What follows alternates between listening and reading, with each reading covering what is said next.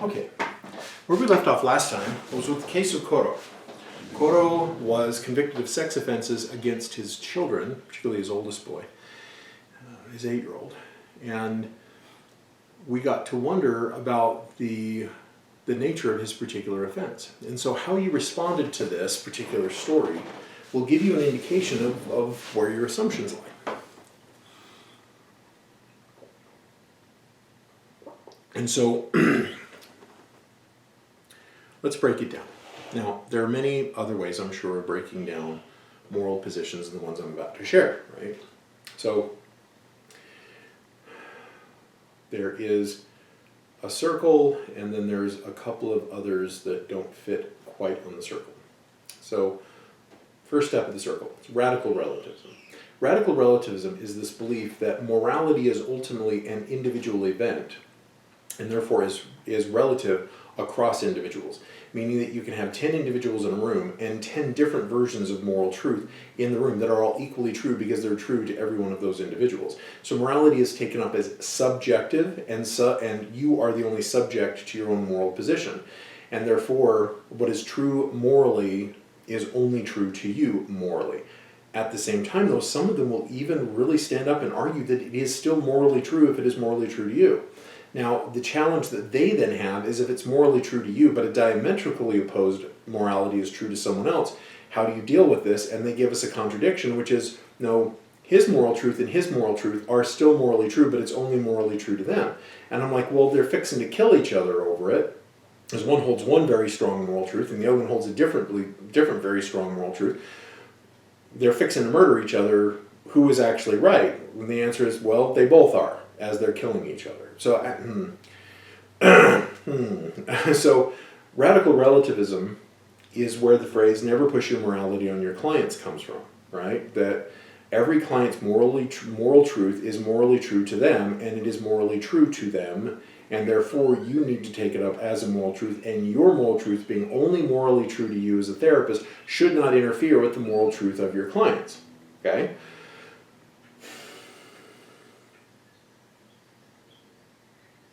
Yeah, think about that for a minute.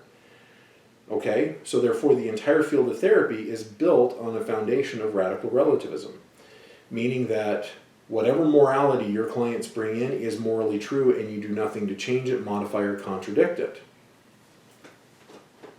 But do we actually do that? And the answer is no. Our ethical codes also contradict themselves because they tell us to do good, beneficence, and to avoid harm. It's called non-maleficence, right? To avoid doing harm.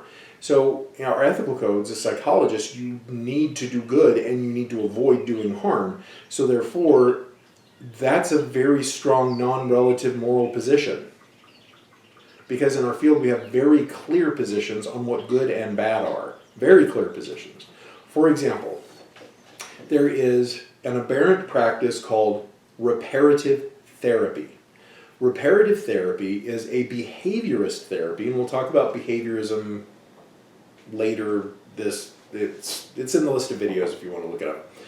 But we will talk about it, it'll be an assigned unit later in the semester. So behaviorism is this belief that mind, soul, all of that is epiphenomenal. The only thing that actually matters is countable, measurable behavior. And basically we are just stimulus response robots. So therefore, oh, I'm feeling a little dry today. So therefore, you provide stimuli that then the organism responds to, and when you're very consistent in the application of stimuli, the organism becomes very consistent in its response, and you can even fool the organism into responding to some things that aren't stimuli in and of themselves that would normally evoke that response. Again, that may sound like so much jargon. We'll get into the details later in behaviorism. So what they do in the case of reparative therapy is it is designed to change homosexual feeling, meaning that if it was mostly designed around boys, that if you have a boy or a young man who has sexual feeling towards other boys or men, then you pair aversive stimuli like nausea or pain or shame with your sexual attraction feeling, with the sexual attraction towards other people of the same sex. And that if you punish it consistently, when you apply aversive stimuli, it's called punishment, when you provide these punishing stimuli over and over again, the organism, in this case the client, the homosexual client, will begin to associate pain, nausea, shame, etc. with homosexuality, and then that will cure them of homosexuality. Well, a whole bunch of assumptions that this is resting on that all have very interesting, problematic moral implications, right? I'm going to set all of that aside for now and just point out one brute fact, and that is that reparative therapy does predict a change in behavior with homosexual clients, and the change in behavior it predicts, actually and unintentionally, is suicide. That people who are subject to reparative therapy are far more likely to kill themselves than people who aren't. So therefore we get to ask as a field, is this iatrogenic? So iatrogenic, I-A-T-R-O, right? Iatrogenic means harm due to treatment. Is this actual malpractice, in vivid, florid malpractice in the guise of therapy? And the answer is yes, it is. So there are many states that don't allow reparative therapy. Unfortunately, Utah, okay, a little bit behind the curve. So there are those who report having been helped by reparative therapy. Unfortunately, those stories are far less common than stories of destruction and despair and death. So reparative therapy is considered malpractice. So I, for example, am a licensed psychologist. I also do a lot of things as a counselor, and later in the semester we'll talk about the differences between the role of a psychologist and the role of counselor. And so those are becoming politically distinct, or are and have been for a while politically distinct entities. So how do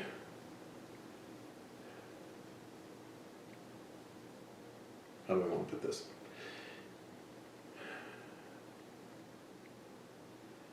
The moral position, backing up, the moral position of the field of psychology and of counseling is that reparative therapy is bad.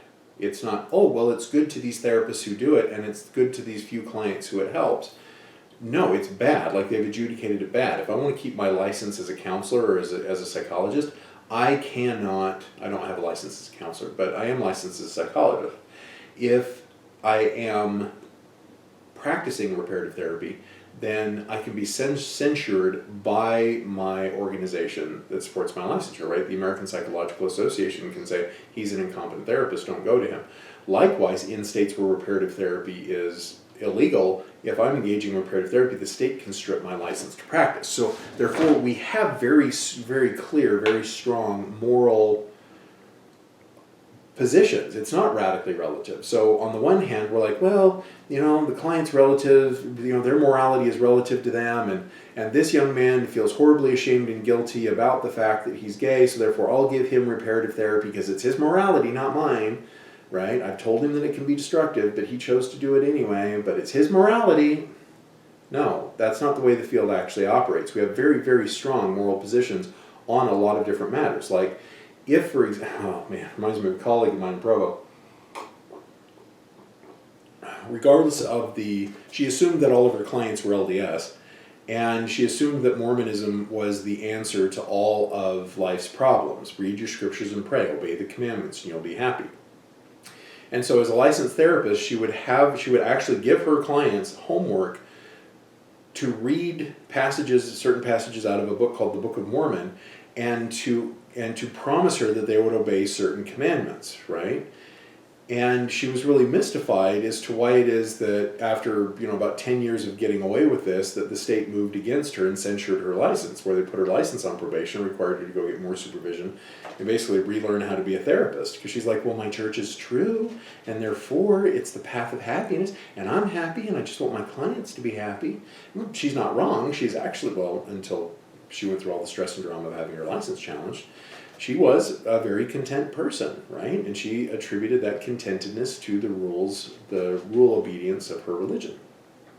So she was using her religion as the therapy, contrary to what she had learned in graduate school. And so therefore, she was pushing her values on her clients. Well, guys, she's pushing her values on her clients just as much as the therapist who is a radical relativist.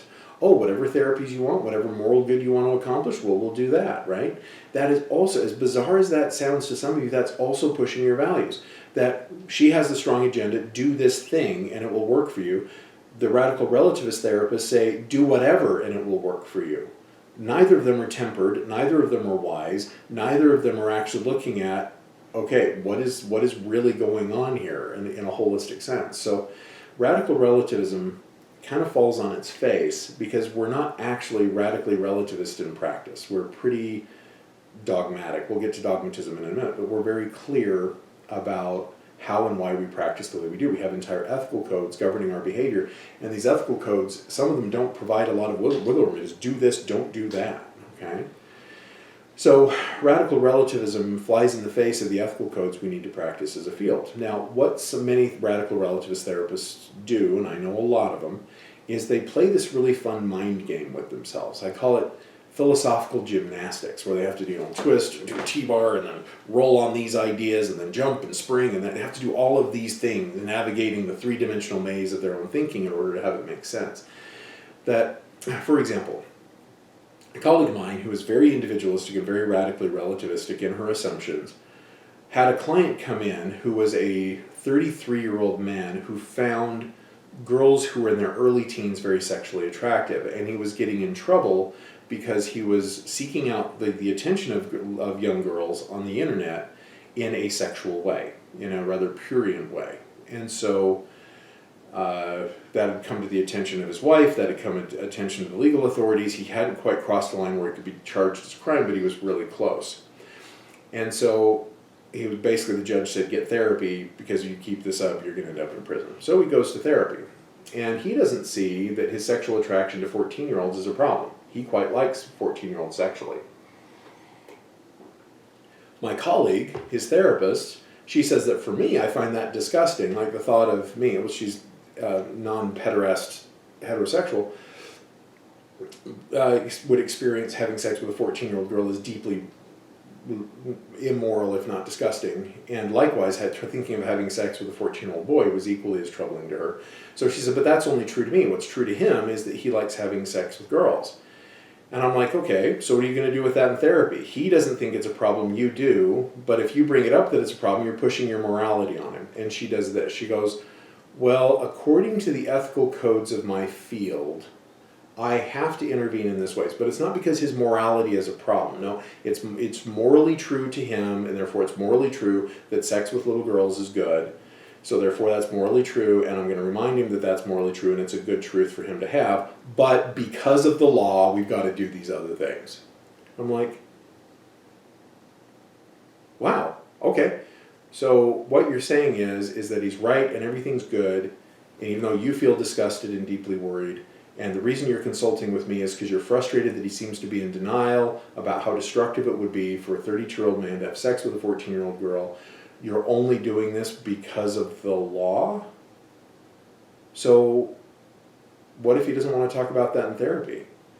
Like, what are you going to do? The judge, the way this is working out, you don't need to send a letter to the judge to talk about his treatment, that he's cured of his illegal desires, right? You don't have to do that. So no, just follow the law. Well, what happens is her assumptions that his behavior around seeking out the sexual attentions of little girls is bad is now implying that she's going to do that therapy. She believes in radical relativism. She's assuming dogmatism, right? She's assuming that sex with little girls is bad, right? That she's dogmatic on that point. And so she's going through all of it. She's very troubled. She's very conflicted because it does feel like she's pushing her morality, because now she's the one that has to bring up, okay, back to the problem of you wanting to have sex with little girls, right? She's now in this conflict between her assumptions and her beliefs. So there are many other cases that I could highlight where, like, I'm thinking of a case in Texas where there was a psychiatrist who was the therapist of a serial murderer. This is back in the 70s, and there have been a bunch of screenplays and TV shows and movies that have been inspired by this case. And the psychiatrist didn't do anything to prevent or stop or report the crimes of his patient because, well, that's what just my patient does, and what's morally true to him is morally true to him. The psychiatrist was a radical relativist. Now, later, when the serial killer was caught and it was revealed that he was in treatment the entire time, the psychiatrist came under fire, and the psychiatrist tried to evoke client confidentiality, meaning that this particular client has full rights to confidentiality, and the state said, not like this, and the psychiatrist got in a lot of trouble. But what's neat is reading the psychiatrist's positions, for those of you that want to do a deep delve into forensic psychology, that the psychiatrist's like, well, who am I to judge? You know what I mean? He's killing prostitutes, and I don't care about prostitutes, so I don't have any objection. You know what I mean? The psychiatrist was a radical relativist, that my client's morality is equally as true as my morality, who am I to judge? And so some of you are going, but he's killing people, and that's bad, right? So, so point being, radical relativism, right? Now, there are those who argue that radical relativism is obviously a problem because in cultures and societies, people tend to know what is morally true and tend to respond to what is morally true. However, those moral rules do not apply across societies, right? So let's take up the case of Coro again. To a radical relativist, there's nothing good or bad about what Coro did. He shouldn't have spent time in prison. All of this is so much to do about nothing at all. It's just that these people had individual values around men's milk, and Coro's people have different values. And Coro himself, it's all an individual choice, right? That's a radical relativist position. A weak relativist would say, no, there are cultural, moral truths, but those exist only within cultures, only within a given society. So therefore, in Provo, Utah, there is a moral truth that you don't let your kids drink men's milk. You don't provide men's milk to your kids. That's verboten. You don't do that, right? It's so commonly held in understanding. We don't have lessons in church or at school. Here's men's milk. Don't do that, right? It's just a given. We just know not to do that. Whereas in Coro's society, it was a given to do it, and they didn't have lessons about it because everybody just did it. So therefore, what's true in Coro's society of origin is very different than what's true here. So therefore, what Coro needs is to be subject to the moral truth of the society he is living in. So if that society believes he should suffer in super maximum security prison, be labeled a sex offender and raped and beaten in prison, and then get out of prison and then be a registered sex offender who is not eligible for the jobs he was trained in, then that's great. That's true to that society. He needs to be punished by the rules of that society for breaking the rules of that society, right? So here's a problem, though, with weak relativism. On the one hand, well, before I problematize it, it makes sense, right? Cultural moral positions do vary.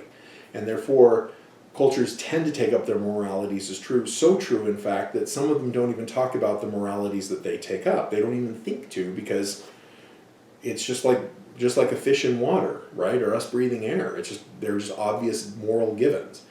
And so we do see that. And Coro is a great test case for that. At the same time, though, we get to wonder about where does weak relativism end and what does it become. So some critics of weak relativism have pointed out that, okay, we appreciate that this is weak relativism and that societies have their norms. So let's take up the society of Springville, Utah. That's where I'm filming this right now. I'm in lovely Springville. And to Springville's credit, of the many, I've lived in 42 different places, this is my favorite. Like, I hope not to move. We'll see what the future brings. I hope not to move. And so I love my neighbors. I love the view. I wish you guys could. I've got these beautiful trees behind me. Over here I've got windows. Over here I've got more trees. It's beautiful. Okay? So, and my neighbors are really cool. So, and they give me lots of stories because they're colorful, interesting people. And so this particular society of Springville, so therefore everybody in Springville then morally believes exactly the same things. And weak relativists go, well, no, because there's variance within Springville, right? That there are microcultures, right? You've got the culture of Springville, and then you've got subcultures within Springville. For example, meth is a huge problem here. Now, not as big as it used to be, surprisingly enough, but meth is a big problem here. But likewise, this is also a hippy-dippy Mormon commune. Like a lot of people don't know, that's how Springville got its start. Where the hippy-dippy artists for the Mormon church, this is where they settled with, the men with their 100 wives and billion kids, and But that arts focus is still here. There's still art days, and there's a gorgeous art museum here, and there's music festivals, etc. It's like living in Mormon Hippieville. It's amazing, that kind of admixture of a very conservative faith with very liberal thinking. And so within that, we have variations, right? You have those that will never participate in the art stuff because that's against the wishes of Heavenly Father, and those who very much enthusiastically do so because it is the wish of Heavenly Father, and their definition of Heavenly Father is very different. What they do about their definition of Heavenly Father is very different. And there are those who have completely rejected Mormonism, and there are those who have rejected and then rejoined and are passionately part of it, those who remain passionate, but so many of them were just indifferent to religion, and all of them are living in the same town. In fact, I'm thinking of my neighbors. Religiously indifferent, doesn't care one way or the other, actively opposed to religion, religiously conflicted, religiously so holds the iron right so tight she's lost all circulation to her brain and greatly suffers, irreligious, religiously indifferent, deeply religiously devout, religiously conflicted, and that's just on the subject of religion, let alone other moral conundra that we could bring up. So then what's true then to these neighbors of mine? Like, what's going on with them? Well, is there moral truth to them? And the weak relativists will go, yeah, you can have microcultures, you can have subcultures within cultures, and therefore what is morally true to those subcultures is true to them. Okay, well, what about the neighbors over there who decided who left the LDS church and started practicing polygamy, right? Extra women started showing up, and extra kids started showing up, and by the way, polygamy is decriminalized in the state of Utah. It's not a criminal act. But to a weak relativist, does that mean that their family now has a micro morality around polygamy that their neighbors don't share? And a weak relativist has to go, well, yeah. Well, then what about the members of that family? Are they all morally the same? And a weak relativist goes, well, no, by extension, right? If we have, subcultures, we have subcultures within subcultures and microcultures within microcultures. Basically what they end up is back into a radical relativism again, right? That I am a system of one. I am a society of one. Others, though, go no. Like other weak relatives say no. It is at a cultural level. And they have rules. They kind of take up anthropological rules for what the definition of a culture is. And it is that culture that gets to decide what is moral, or tends to already know what is moral for that particular culture. And therefore everyone in the culture is subject to those moral rules. So some, you're on a slippery slope back to radical relativism. Others are more of a pure weak relativism. They have very clear rules on what a culture is, and very clear rules on what morality is in that particular culture, and they very much stick to that. Okay? So there's another assumption. Okay, so back to Kodo. So weak relativism in the strong sense that Kodo should be subject to the laws of the culture where he is living, right? And that to that culture what Kodo did is wrong. Notice they don't argue in terms of ultimates. That science or God or somebody else says it's bad, therefore it's all bad, right? They just argue that in that culture it's bad, so therefore Kodo should suffer per the rules of that culture. Some of the other weak relativists struggle because they're like, well, no, because his family was true to them as a family, and they slide back into radical relativism. Okay? So there's another position, that's called dogmatism. Dogmatism is a moral assumption that there are moral truths or moral demands that are always true, all times and all places and in all ways, meaning that there is one way to be moral. It doesn't matter if you're here, the North Pole, China, South America, Uruguay, or Australia, that moral truth is moral truth regardless of where you are. And there is only one way to be moral on a specific question in a particular way. And if you are immoral, that's bad, and if you're moral, that's good. And they tend to have very clearly defined definitions of what morality is. Okay? So dogmatism, like that colleague of mine who would proselyte, she would have her clients read the Book of Mormon regardless of their issue, and have them obey commandments regardless of what their issues were. And she did some good, like devoutly LDS clients really, really liked working with her. Unfortunately, she had one tool in her toolbox, and it was the hammer shape with very particular, her very, very idiosyncratic interpretation of Mormonism. Yeah, I know her interpretation of Mormonism is idiosyncratic. That's kind of the point, right? All of our interpretations are to a degree idiosyncratic. And so And so she's really pounding that home. So she's a dogmatist, that there is one way to be moral, and that is to be Mormon in a very particular way, her way, okay? In fact, one of the things that was quite fun is I would point out to her that not all Mormons, in fact, not even all Mormon leaders believed what she believed, and that didn't make any sense to her. She would actively go through and reinterpret the writings of LDS church leaders and writers and kind of selectively change what they mean and redact them so they would fit her beliefs. It's quite fun to watch. And by the way, it's not uncommon. Many people do that, if not most. And so, so that's a very morally dogmatic position. Likewise, I've got another colleague, and I've mentioned him before, he is all about helping his clients be happy. And his definition of happy is makrosimos erotes, right? It's fun, it's mirth, it's the satisfaction of bodily desires, the acquisition of material goods, happiness. It's the American dream happiness. And so it's not the happiness of sacrifice and working hard and loving and serving others and living a life of poverty that is deeply meaningful. That's not happiness to him. And so he very much lives that model of happiness with his clients. He is impeccably ethical in his practice. It's inspiring to watch him work. He does his notes on time. He does not blur boundaries with clients. But he is very much takes up the assumption of hedonism, individualism, and he's dogmatic about it. And so that's how he helps his clients live. And some of you are going, wait, Matt, but hedonism and radical relativism, individualism, isn't that relativism? It's not dogmatism. Well, here you're learning a secret. There are some who take, in fact most, who take up radical relativism as the only truth, and it is the only overarching truth. If I tell you that moral truth is individual, I have just made a universal claim. If I say, Matt, the only moral truth is there is no moral truth, I've just contradicted myself, right?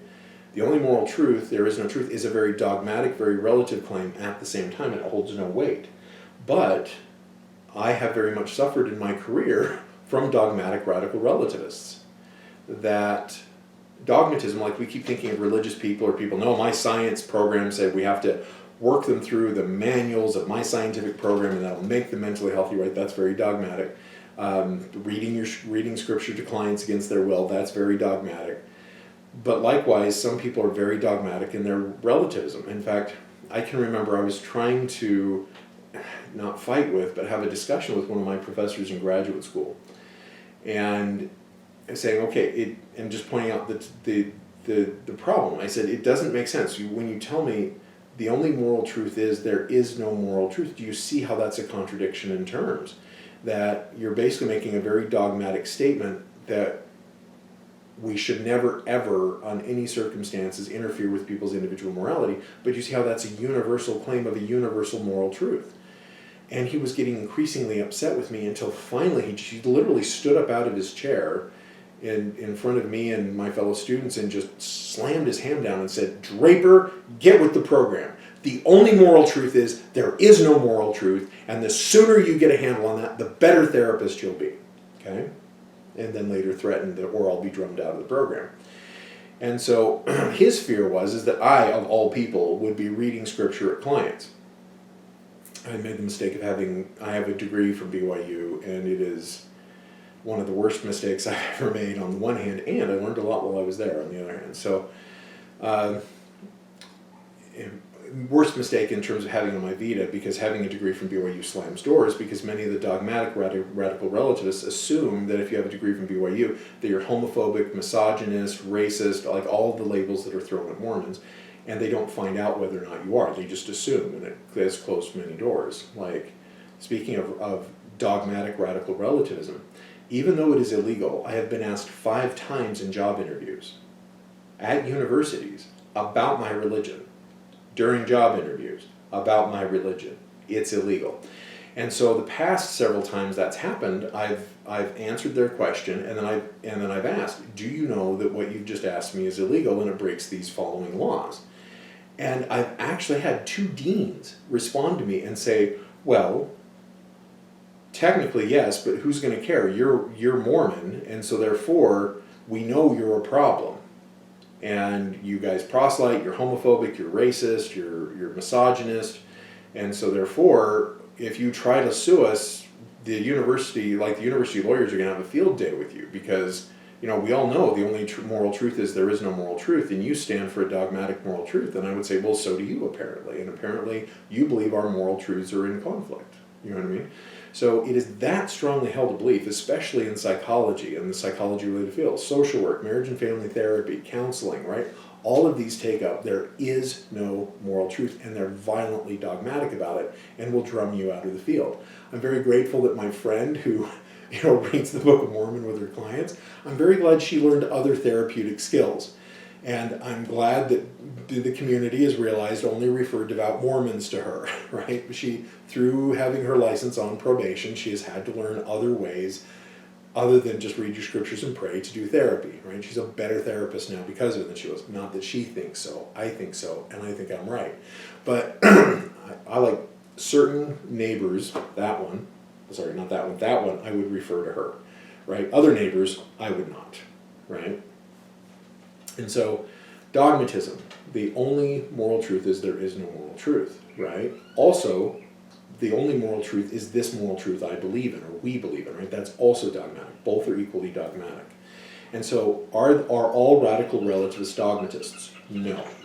Many radical relativists radicalize and relativize their own position, right? They don't say, Matt, you have to get with the program. And they'd say, oh, Matt, you believe that there might be shared moral meaning and moral truth in certain contexts in certain ways?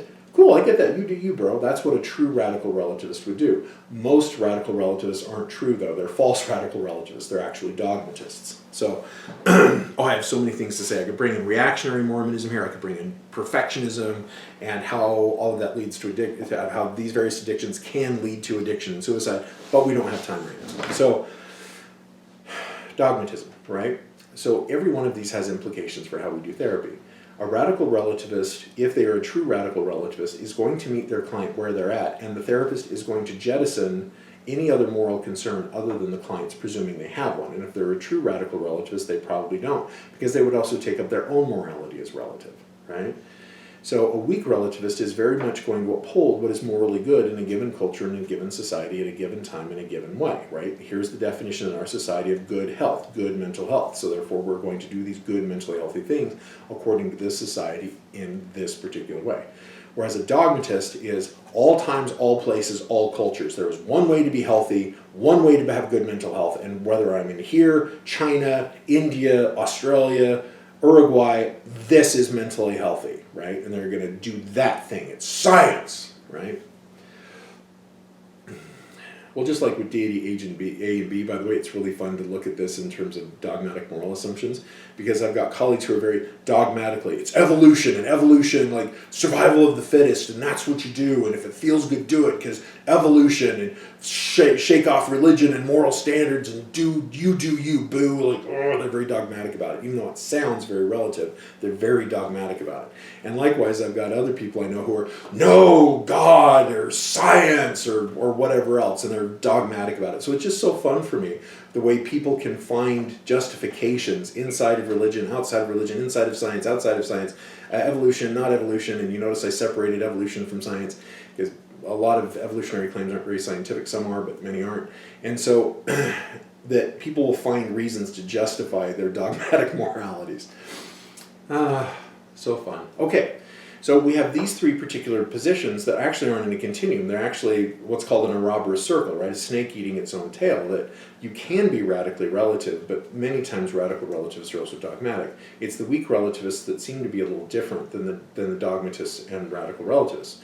And to be fair, there are dogmatists who are not radical relativists and radical relativists who are not dogmatists. So it looks like a circle rather than a line, if you were to draw out their beliefs in terms of commonalities. So there are two other moral positions, though, I would like to highlight, and although the majority of therapists the significant vast majority of therapists identify as radical relativists, there are tiny minorities, like weak relativism is the next biggest group. I would like to argue that a lot of people who are identifying as radical relativists are actually very dogmatic about it, so they're actually dogmatists. There are two other little tiny groups in the variance, and they're very uncommon people. They're moral pluralists and moral contextualists.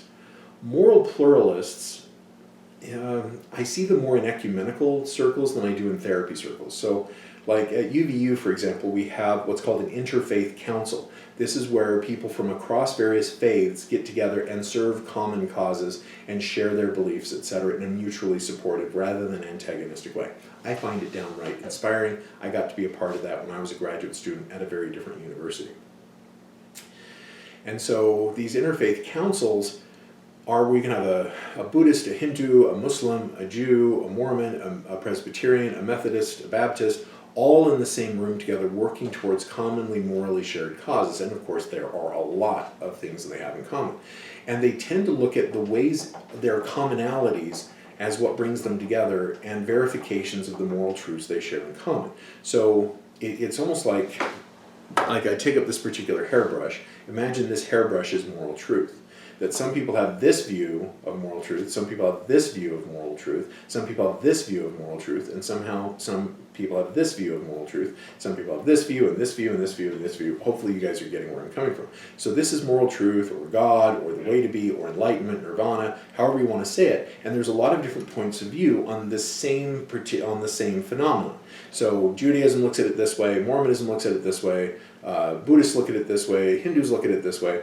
But it's all the same thing. And so what we do is we look at not what we share different, but what it is we have in common. So pluralists will say things like, there are many roads to God, right? They will use statements like that there are many ways of taking up moral truth. And so for them, they will look at, like when they're meeting with clients, for example, although pluralist therapists are very rare, I've had the privilege of meeting a few, they will look for where their moral concerns are in common with the clients. And there's usually a lot.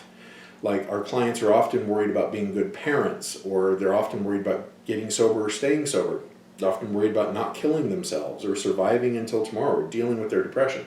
All of these are moral concerns and moral virtues that the therapist also shares. The therapist also doesn't want to suffer depression unnecessarily, unhelpfully, and doesn't want their clients to do so either. So there's a lot of moral truths, and they tend to find, and it's not hard to find, a lot of moral truths in common. In fact, one of the clearly moral pluralists that I worked with, deeply law-abiding man, deeply caring man, and a therapist in a super maximum security prison. So he is working with people who have been convicted of some of the most horrible crimes, and many of them committed more horrible crimes in prison, where they ended up having to go from max, which is pretty high security, to super max, which is like mega security. But he's very much a moral pluralist. He tends to see, experience, and find a lot of moral concerns he shares in common with his clients, and it's not hard for him to do. There are many fundamental concerns of being, many concerns of just, living, loving, being, relating, etc., that many people share, even if you're a law-abiding fellow working in a prison or the prisoners themselves. And so he had no problem finding lots of moral truths with which to relate and upon which to build with his clients, many of whom have committed heinous crimes as well. So that's a pluralist, okay? And so, again, not very common in the fields of psychotherapy. Most people are radical relativists or dogmatically radical relativists. Then there's these other really weird group of people, and we see these, the only people that I've met that are moral contextualists are Buddhist therapists and Christian therapists. And occasionally an Adlerian. We'll talk about Alfred Adler. Well, there's a unit, scroll down. There's an Alfred Adler video and a series of videos here too. Alfred Adler can also be taken up as a moral contextualist, and some people do as well. I think that's an authentic interpretation of Adler personally. I also appreciate that that's still a controversial interpretation of Adler. So a moral contextualist, let me define it. Well, stop rambling and define it. Moral contextualism is the position that there are certain moral truths that are universal. However, the manifestation and morality of those truths exists not relatively, but in context. Okay?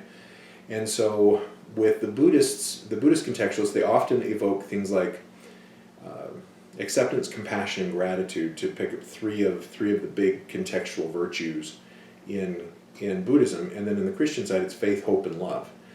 And as well as others, but I'm just, these are some common ones, right? So for a Buddhist, how is a Buddhist compassionate? Like how in this relationship, in this context, right here, right now, can I be compassionate? And you find that the context calls for compassion differently.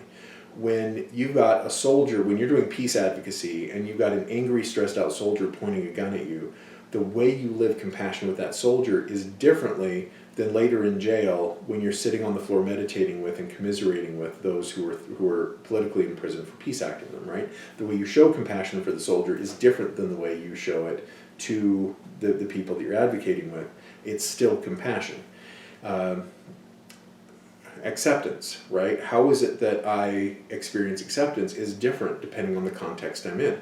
For some, it's do nothing, and some actually accepting is to do a lot, right? To show my acceptance of something. Sometimes acceptance is very passive, I accept this is happening, and sometimes it's very active. I accept you, therefore I'm going to help you with whatever cause or purpose you're endeavoring, right? Likewise, gratitude. Sometimes gratitude is varying degrees of engaged and disengaged. Sometimes gratitude is I'm grateful for you, therefore I'm going to do this with you, or I'm going to be a part of you or connect with you in this way. And sometimes gratitude is I'm so grateful I'm not going to interfere with this, right? I'm not going to touch it. I don't want it to change. I feel grateful for it. Don't want to change. It needs not change, to put it in a more Buddhist way.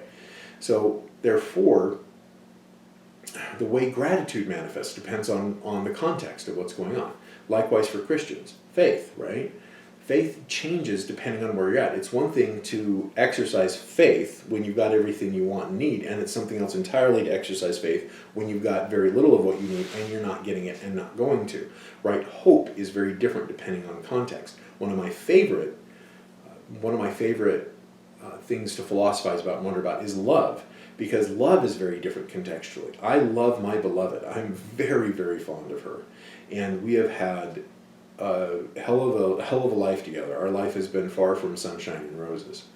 And I feel very, very loving towards her. But I love her differently than I do my kids. And I love every one of my kids differently, right? And so, like, I think I told this story already, but if you come down to my big gaming computers where I've got these, Power PC and these giant monitors and everything else, and I've got pictures that scroll through those monitors when I'm not actively on the computer. And they're pictures of friends, family, activities, etc. we've done through the various years. And Jareth, my 16-year-old boy, was coming downstairs and talking to me about video game stuff, and we were geeking out together. And he kind of got a little tearful because it was picture after picture after picture of the sister just older than him, Diamond. And he just looks me right in the eye and he says, "Diamond is your favorite child, isn't she?" And I looked him right in the eye and I said, "Yes, she is." And he was all just upset. I can't even believe you would acknowledge it to say it out loud. And I said, "Yeah, I'm totally going to say it out loud. Diamond is totally my favorite child. Now wait a minute." And he goes, "What do you mean?" I said, "Just wait," because I knew what was coming up, right? These have been my scrolling pictures for a long time. And then what scrolls up are pictures of Dungeons and Dragons games. Whereas Diamond is very commonly featured in things like when I'm out shooting, or I'm teaching people how to throw knives or axes, or we're hiking up to top mountains, or going to exotic, relative to local tastes, exotic restaurants. Jareth doesn't like any of those things. He doesn't do any of those things. But he is my gaming kid. So the pictures of video gaming together and playing Dungeons and Dragons and the more sedentary kind of hanging out together, cooking together, that's Jareth. And I said, Diamond is my favorite adventure child. You're right, she very much is. When I get you kids up on Saturday mornings, the foster kids, the biological kids, all the kids, and I say, "Okay, Dad I told you guys on Monday that on Saturday I'm going to climb this mountain. I'm climbing the mountain today. Who wants to come with me?" Diamond is often the only one that will go. When I say, "Hey, a neighbor across the street wants to break in this new assault rifle. It shoots a caliber called .300 Blackout. Who wants to come with me?" Diamond's the one who comes, right? And I said, but when it comes to sitting around and playing Doom Eternal, it's me and you. Nobody else in the family is interested in that. You know what I mean? Diamond will gladly play Left 4 Dead with us, right? There's other video games Diamond likes, but she doesn't like Doom or the really intense strategy games or first-person shooter games, etc. So the way we love is relative, not relative. It's contextual. Relative just means there is no standard.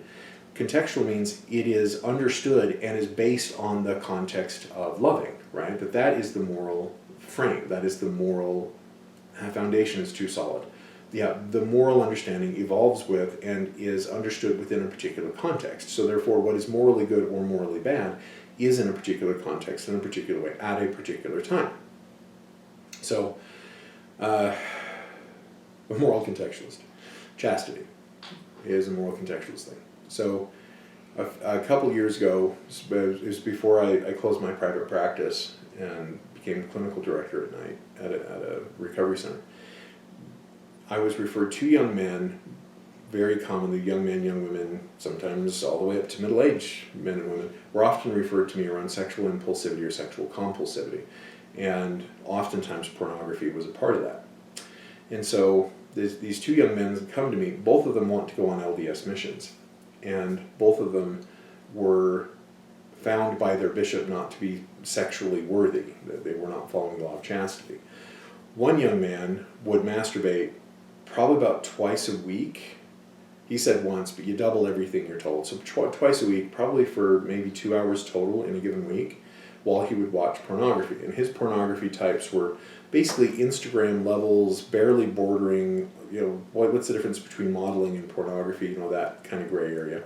Whereas the other young man, we're talking 4 or 5 hours a day, 7 days a week, pornmonkey.com, whatever websites he was on. The poor boy had calluses on his genitals, where I don't think genitals were designed to have calluses at all. And he was really a slave to his compulsions. And so worked really hard with both of these young men. The first young man, there was really doubts about his religion and about his place in the religion, etc. And there was a lot of work where the masturbation and porn thing really wasn't a thing. And so he was able to really kind of give that up quickly, because that wasn't actually the issue. The issue was, is the church true? Do I want to convert people to a religion I don't actually believe in the same way other people believe in it? Really existential religious kind of things. Whereas the other young man, deeply, devoutly, 100%, no questions asked, the Mormon church is true the way I have been taught it, and wants to share it with everybody else. And so after 6 months of treatment, the first young man isn't masturbating or using pornography at all, right? He's months clear of that. Whereas the other young man went from hours a day to minutes a week. I kid you not. Talk about a sacrifice and a sacrament before God. Like this kid, he would freestyle in the shower once a week, and it was usually Saturday mornings, right? Freestyle is my vulgar way of saying that without pornography use, he'd get horny, he'd just knock one out just to feel okay for the rest of the day. It was Saturday mornings in the shower, a couple of minutes, and what a huge change in behavior. So I wrote my summary report for both of these young men. The young man, I thought he had ended our sessions with, he wasn't going to go on an LDS mission. Not that I had a dog in that fight one way or the other, but that's really where I thought he ended up. Whereas the other young man really, really wanted to go on a mission. And so the first bishop said, yep, okay, he's worthy, he's going on a mission. And the young man did. I don't know what happened after that. Hopefully everything went well. I'm worried it didn't. But the second young man was not allowed to go because he still wasn't worthy, right?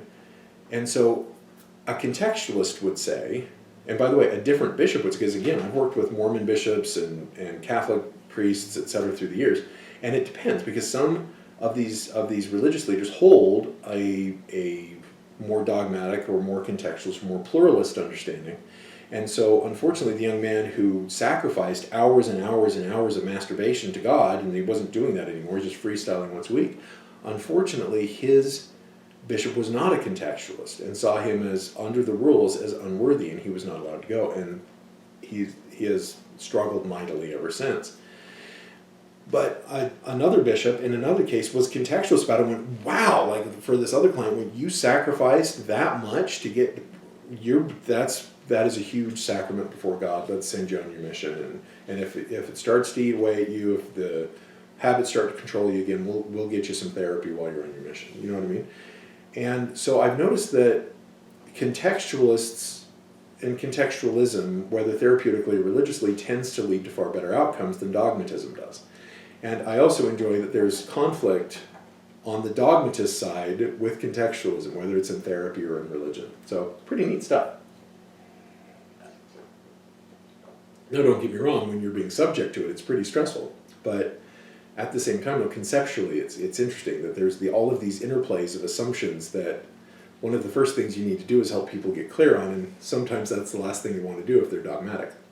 So, or they tend to be dogmatic. So again, pluralism, there are many views of God, many paths to God, right? Contextualism is there are certain moral virtues that are inherent, either deity moral virtues or human moral virtues, however you want to put it, and that those dwell in context. And so how it is that you are now called upon, if you believe in the power of loving, how you will be kind and loving kind in those contexts, true to the context as much as true to the purpose of loving kindness, right? If you're a Buddhist, how are you going to be compassionate regardless of the context that you are in? And how will that compassion manifest differently in context? So contextualism, unlike pluralism, tends to assert that there are always already moral virtues operating. It's, are they true to context? Okay, well, it looks like I'm out of time today. So our next unit will actually begin to dive into Sigmund Freud, and we will get to tell stories about Freudian concepts and try to relate those to our daily lives. And then we will try to, well, we won't then, we will add critique in all the way through Freud. So one of the things that I'm going to challenge you to do is, as I am going through Freud with you, I would like you to figure out, what does Freud assume in terms of agency? What does he assume in terms of causality? What does he assume in terms of epistemology? And amongst the myriad moral assumptions, what does Freud tend to assume? Because the answers to those questions are your final exam, are on your final exam. So good luck, and I will see you in the next video.